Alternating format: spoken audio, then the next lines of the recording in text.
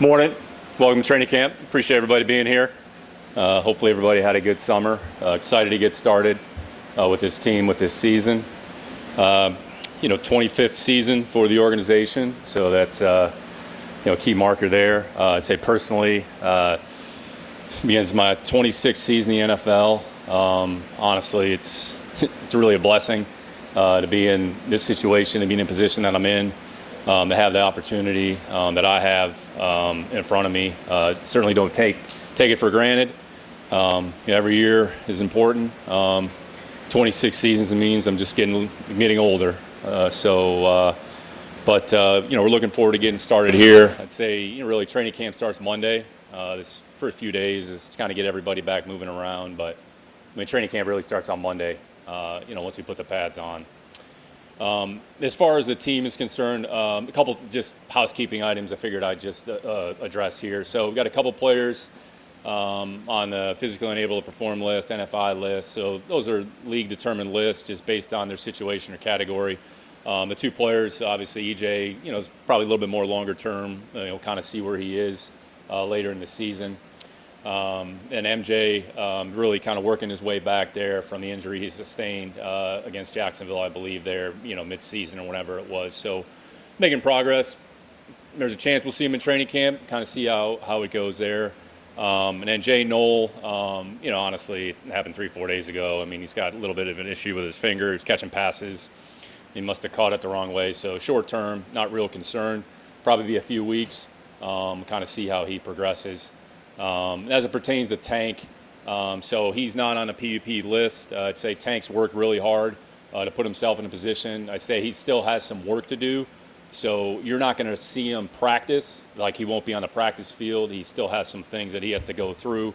But the reason that we're kind of keeping him alive and keeping him off the list, because it enables him to participate in some drills or activities that you otherwise wouldn't be able to participate if you were on a reserve list or active PUP list. So whether it's our walkthrough, whether it's our precision check, some other things. So you won't see him practice. You're going to watch practice and wonder where Tank is and say, wait a minute, Tank's not practicing.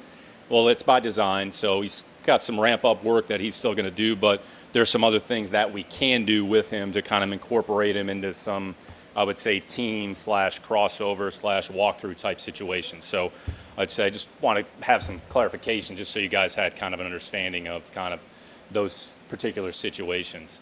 With that, I'll take some questions. Jonathan, go ahead, take the first question.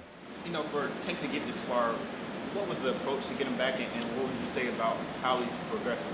Yeah, really just one day at a time. Obviously, he sustained a pretty significant injury. Hasn't played football in a really long time. There's been some ups and downs. I'm sure once you have the opportunity to visit with him, he might express those. But his attitude has been great. He's been in the building every day. There's some stops and starts, but I think when you endure an injury of that nature, how significant it was, it's a long road to come back. It's credit to him. It's credit to our training staff. The fact that he's even in a position where he's probably going to have an opportunity here at some point here to practice. So Tank's a great kid. From the day we drafted him to where he is now, his attitude hasn't changed. I think he's probably more anxious than anything else to go back out there, but we never pushed it, we never pressed it, we never put any timetable on anything, and kind of let the player work with this training staff. And when they're able to do something, what can they do? Then we'll keep the progression moving. So, but yeah, like I said, he's probably got another week or so here of work until we actually see him on a practice field. But it's credit to him, and it's a credit to a lot of people in the organization. Go ahead, Aaron. When it comes to CJ Stroud, Ryan's a lot of his teammates on the race this offseason. What have you seen from CJ? He is on the fifth year option, he goes exercise. What's the thinking big picture as you guys look at him as a player and contractually? Yeah, he's had a really good offseason. It's probably the best offseason he's had since he's been here.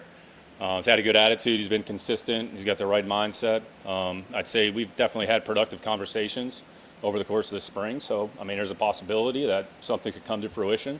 So we'll work through it and, see what happens. After the progress the team has made over the past 3 years, there's a lot of outside expectations for the next step. What are your expectations for this team? Yeah, I mean, the expectations are the same. Like, we can't control what people say outside of the building. I think we're proud of the program that we've built. I think we've been one of the most consistent programs in the NFL over the last 3 seasons. So what's this season going to look like? I have no idea. Like, nobody really has any idea. I mean, I don't think last year as we were sitting up here, anybody thought, Seattle and New England would be playing in the Super Bowl. So our approach is try to have a good training camp, try to take it one day at a time, be consistent with our performance. I mean, we want to play with precision, effort, and physicality, so we want to try to work on those things here in training camp. Like, all we can control is our performance day to day. Like, we can't worry about a month from now, 2 months from now, 4 months from now. So what's said outside of the building, like, we can't control that. I mean, that's for all the talk shows and the radio shows. So we try to keep our focus short term and kind of where we are right now, and just take it one day at a time. Nick, when you say that CJ's had the best offseason you've seen, what makes you say that? Yeah, I mean, he was here. He was healthy. He's had a good attitude. He's had a good approach. I mean, I think he started working in February. Was here for the full off season. Every off season is a little bit different. So I'd say year 2 in the system. So kind of build on some of the things that we did last season. So, I mean, he's had the right approach. He's had the right mindset. He practiced well. Training camp is kind of another step for our team. I'd say the spring was kind of a foundation, just kind of get everybody ready for training camp. So this is kind of a next step for our team in terms of our overall preparation. The reality is 19 practices and 3 preseason games before we play one of the best teams in the NFL right in the home opener. So I think, we just want to keep the whole team moving forward, and there's an individual component. A player has to improve, and a team has to improve, and the unit has to improve, and hopefully we make enough improvement as a team to put ourselves in a position, where we have an opportunity to be competitive, each Sunday. How would you assess year 1 of Nick Caserio on offense, and what's the next step? What does the offense need to do better this year compared to last year? What do y'all want to get? Yeah, did a lot of good things offensively. Kind of got off to a slow start as a team. I think kind of midway, probably from about midpoint of the season to the end, we were one of the better offenses in the league. We played more consistent. We'll see. I mean, just go out there and, put a foundation in place here, systems in place, kind of make a couple tweaks and adjustments here. But Nick's a really good coach. He's got a good attitude. He's got good energy. Has a lot of respect to the players. So, go out there. And training camp, it's about the players, but it's about the coaches as well. So getting back into your routine, calling plays, reacting to the situation. We have a lot of unscripted periods where D'Amico will have the coordinators just call plays. So you just try to prepare. Then you go back, hey, this worked. All right, maybe go back, make a tweak here. I'd say the core foundation of what we're going to do offensively will probably be installed within the first 2 weeks. And it's about what the players do well. So what do the players do well? And then we're going to build a game plan and the offense accordingly. So, excited about the opportunity Nick has in front of him. Excited about the opportunity, for the whole coaching staff. Why does elevating Jerry to quarterback coach help make that goal maybe get achieved? Yeah, we'll see. I mean, Jerry has a lot of experience. Jerry's a smart coach. He's got a, varied background in a number of different systems. So in the end, D'Amico felt like that was the right thing for us to do. So, excited about the opportunity Jerry has in front of him. We know that CJ's contract has been one of the biggest stories around this team. When you go into these contract negotiations, not just CJ specifically, but when you go into contract negotiation extensions with these players, how much of it is based off of the past and how much of it is based off the future when you're getting into the years and the amount of life? Yeah, you take all the information in and just try to make the best decision possible. Have an understanding of what the market is, what are the dynamics. It's not necessarily about what other teams are doing. Like, we're focused on the Texans and we're focused on doing what we feel is best for our team. So there's a lot of contracts that get done in the off season. You have free agency, you have extensions, you have contracts that get done in training camp, you have contracts that get done during the course of the season. I think one of the things that we've shown is we're pretty flexible. So engage in the discussions, try to figure out if we can agree upon a certain level that everybody's comfortable with, and if we could arrive at that end point, great. If we can't, then maybe it's at a further point down the road. So I'd say to your question, Stroud, we try not to overcomplicate it. Don't overthink it. Just take the information, and we're making an assessment about what we think potentially we have in the player, what it's going to look like moving forward. Doesn't mean we're going to be right on everything. Absolutely not. But we just try to make the right decision with the information that we have in real time. And if we got to make an adjustment along the way, then we'll make an adjustment. The investments you made in the offensive line in the offseason, is there a point in training camp where you hope 5 guys sort of emerge? And is there sort of a moment where you hope that's already occurred? Yeah, it's a good question. Probably take a little bit of time here, a few weeks, because the reality is the inside positions, you're going to have a lot of movement. You're going to have multiple players with their hands on the ball. You're going to have multiple players kind of rotating at the guard spots. I'd say to a certain extent, probably be the same at tackle. I mean, I think Tay, like, unless something were to happen, he's probably going to be left tackle. I feel like we got pretty good competition there, right tackle and Trent and Braden Smith. And then we have a number of players that we think that can help us inside. So it'll take a little bit of time. Probably wouldn't read too much into who lines up where the first day of training camp. And it's going to be an evolution. It's going to be organic. And there's going to be things that happen. The guy gets injured, something happens, we're going to have to make an adjustment. So at some point here, hopefully towards the end, we have an idea of who the 5 are going to be. But the reality is probably going to need 8. And there's probably going to be a lot of players that rotate not. But at some point, as we start to think about getting ready for Buffalo, there's some things that are going to be in place practice-wise. So focus on Buffalo. So hopefully, we have a group in place that we think we're going to be able to play with, the first week against Buffalo. You talked about the implementation of the offense. Starting off, is that going to be an excessive amount of emphasis on the running game to try to sort of balance out? You're just going to have to work it out with the 5 or the 8 that you just mentioned. Yeah, you emphasize everything. I think every team kind of goes through an installation. You have kind of core runs, you have your core passes, and you try to marry those up, and then just try to figure out, well, you know what, looks like we might be pretty good at this, and maybe we're not going to be as good as that at that. So it's a process. It's no different this year than it is any other year. So what can the players do? What are the players good at? What are some of the things that we feel we can emphasize? You're always going to have a core foundation that you're going to want to be able to utilize, especially the first 3 or 4 weeks of the season. You're probably going to focus on your core, make some game plan adjustments specific to who the opponent is. So, hopefully, we're good in the running game. Hopefully we're good in the passing game. And, we take care of the football. Ultimately, offensively, it's moving the ball, scoring points, and taking care of the ball. So however we do that, some games we might have to run it 50 times. Some games we might have to throw it 50 times. Whatever the game calls for, whoever the opponent is, then hopefully we can bob and weave and play accordingly. Following up on something you said earlier, if this negotiations with C.J. Stroud representation continue, would you continue that through the season, or is that something you table after?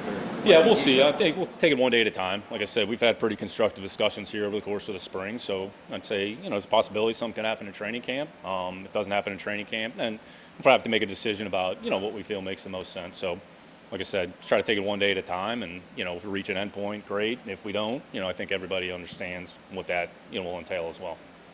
And last year, it's kind of a follow-up to the offensive line question. I think your offensive answer, I apologize. Is the ultimate goal to end up with knowing who the starting 5 are, that with them being able to have some versatility? Is that the goal? That you have a starting 5? Well, yeah, you're going to have 5 players that you're going to put out there week 1. So you're going to have 5 starters, and then you're going to have whoever 6, 7, and 8 are, they're going to have to fill the backup roles, understanding that those players might have to go in and play extensive snaps 2, 3, 4, 5 games or whatever the case may be. So, again, you're going to see a lot of people, a lot of players in and out at multiple positions. So talking about the offensive line, there's competition there.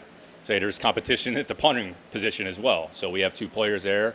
We're probably not going to have 2 punters on the team. Like if we do, then, we're probably not making a real smart decision. But anyways, so get through the first couple of weeks of camp, get a lot of people in and out. We'll evaluate, the coaching staff will evaluate, the personnel staff will evaluate, and just making sure that, we're making the right decision, understanding that whoever is in this building, the expectation is that they're going to probably play meaningful football for us at some point.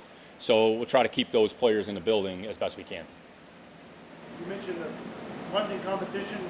That's a rarity across the league. How many teams have a punting competition? What goes into deciding to have a punting competition versus maybe having a veteran in the Yeah, I'd say in our particular case, you have 2 young players. So Kai is going into his 2nd year. He kind of was in this situation last year, his competition in New Orleans, and ended up winning or wherever he was. Jack, was a player that we identified there, we wanted to work with. So they're 2 young players that have a good attitude. At some point, we're probably going to have to make a decision here just so we can allocate time, reps, holding. That's a big part of it as well relative to Kaimi. So, we feel they're two young guys that we want to work with here. At some point, we're probably going to have to make a determination, probably before the end of training camp, just so that we can allocate time and resources into that particular individual to get them ready to go. Yes. CJ Stroud has taken a lot of heat nationally.